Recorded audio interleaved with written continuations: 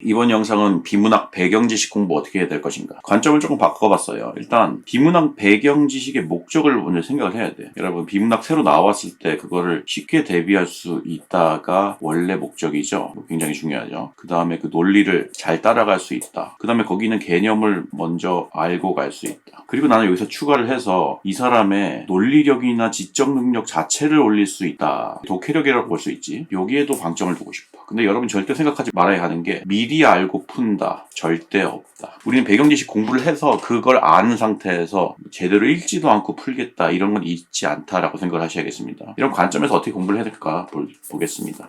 여러분들이 이제 오해하시는 게 있는데, 예를 들어서 만약에 법학이나 철학, 경제학, 기술 나왔을 때 얘네들 내가 진짜 탐구, 특히 사탐처럼 막 항목 나눠서 개념 그대로 막 공부를 해서 외운다. 이거 절대로 안 통해요. 예를 들어서 여러분이 설사 그걸 빠삭하게 알고 있다 하더라도 문제를 다 틀릴 가능성이 높아. 심지어 여러분이 경제학과 4년을 나온다 하더라도 그 경제학 제시문은 다시 읽어야 돼. 심지어 변호사도 마찬가지야. 법학 제시문은 다시 읽어야 된다는 얘기야. 그만큼 깊이 있고 그만큼 심도 있는 주제가 나오는 거야. 그래서 내가 제시하는 방법이 이거야. 이렇게 망라적으로 공부를 하지 말고 암기식으로 공부를 하지 말고 핀셋 형식으로 하나가 나왔을 때 그거를 완전히 깊게 설명할 수 있게 서칭을 해라. 그러니까 구글이든 네이버든 포털에서 검색을 하든 논문을 검색을 해가지고 거기에는 모든 개념, 모든 문장을 내가 설명할 수 있게끔. 그게 가장 좋은 게 기출이겠죠. 예를 들어서 내가 2017학년도 철학에서 가장 대표적인 제시문 포포와 콰인에 대해서 나왔는데 여러분 이걸 제대로 이해한 사람이 아무도 없을 거라고 생각을 해요. 내가 여기서 하나 팁을 주자면 여기 핵심어는 콰인과 필연성과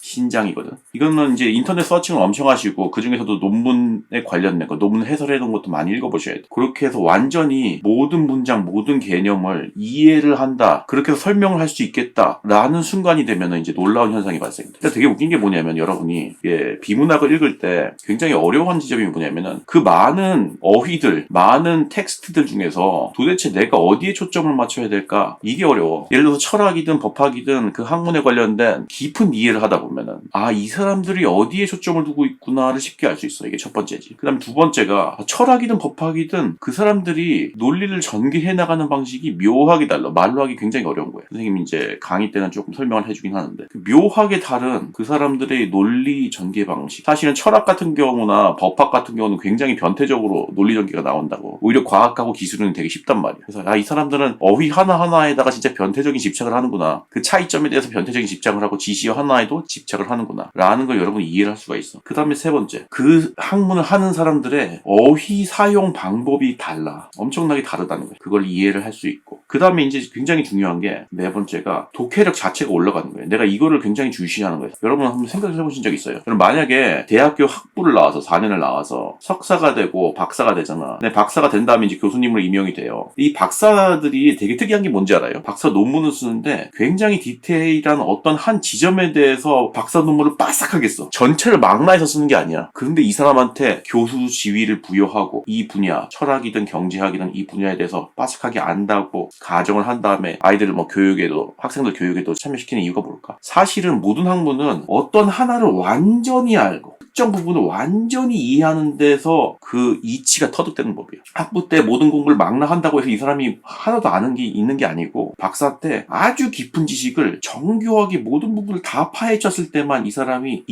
이런 논리를 이용해서 모든 것의 근본의 이치를 파악하게 된다는 거지. 사실은 모든 공부가 똑같은 건데 그게 역시 비문학에도 적용된다고 보는 거지. 여러분이 참 안타깝게도 그냥 대충 해설지 읽고 이런 걸로 끝내니까 참 안타까운 게 되는 거예요. 그죠? 그래서 여러분이 이제 어떤 제시문에 대해서 굉장한 이해를 하게 된다면 충분히 비문학 대비를 할 수 있다. 이게 이제 사실은 굉장히 중요하고 첫 번째 단계라고 할 수 있어. 그 다음에 이제 이거를 어떻게 또 응용을 시킬 것인가의 문제는 이거예요. 응용 단계가 있는데 사실은 여러분이 예를 들어서 법학이든 철학이든 사회학이든 인문학이든 굉장히 학문이 많은데 심지어 과학에도 그런 게 있어요. 뭐가 있냐면은 굉장히 논쟁적인 주제에서 출제를 하게 되거든. 모든 학문은 논쟁적이야 사실은. 예를 들어서 이번에 2022년 예시 문제를 보면은 동일론과 이원론에 대한 대비가 있어요. 이 대립에서 여러분 이것만 이해한다고 해서 끝나는 게 아니야. 어떻게 해야 되냐면 반드시 응용 단계에서는 내가 그 중에 어떤 입장에 서는 게 중요해. 이게 왜 중요한지 알아? 우리 어떤 카페를 운영하시는 옛날에 80년대 학번 서울대 나온 사람이 있다고 쳐봐. 근데 이 사람이 자식이 없어요. 이분이. 내가 아는 분이 있는데. 이분한테 수시랑 정시에 대해서 막 설명을 해줘. 근데 이게 그 무슨 얘기인지 몰라. 야, 공부 잘하는 사람이 대학교 가는 거 아니야? 근데 여러분들한테 6등급, 7등급 되는 애들한테 수시, 정시 물어보면은 수시는 내신 잘하는 애, 되게 착실한 애, 정시는 약간 센스 좋아서 수능 잘하는 애, 이거 아니에요? 수시 망치고 내신 망치고 조금 게으른 스타일 이런 거 아니에요? 굉장히 이해를 잘하고 있지. 그 무슨 얘기냐? 사실은 이 사람들도 자기가 어딘가에 속해 있기 때문에 어떤 거에 대해서 굉장히 이해를 잘한다는 거, 빠삭하게 안다는 건 사실은 자기가 어떤 입장을 취하고 있다는 얘기. 그래서 내가 그걸 진짜로 빠삭하게 알고 있는지, 그리고 내가 진짜 거기에 탐닉을 천착을 한다고 하거든. 그 어려운 말로. 천착을 하고 있는지 뚫어간다는 얘기야. 이걸 확인하려면은 내가 거기서 어떤 입장을 취하고 있다라는 거를 확인하시면 되겠어. 그 세 번째, 이제 적용 단계에서는 어떻게 될까? 실제로 이제 여러분이 그 배경 지식을 공부를 한 다음에 하나씩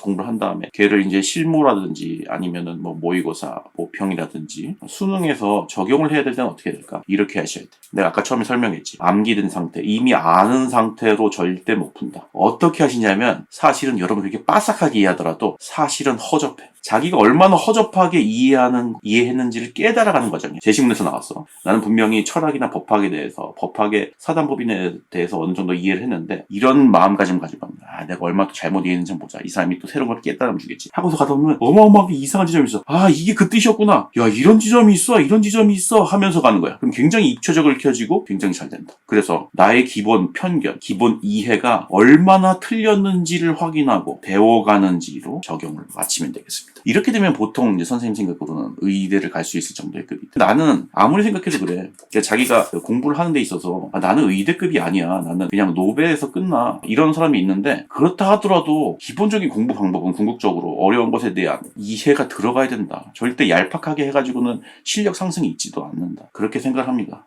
여기선 여기까지 마치겠습니다.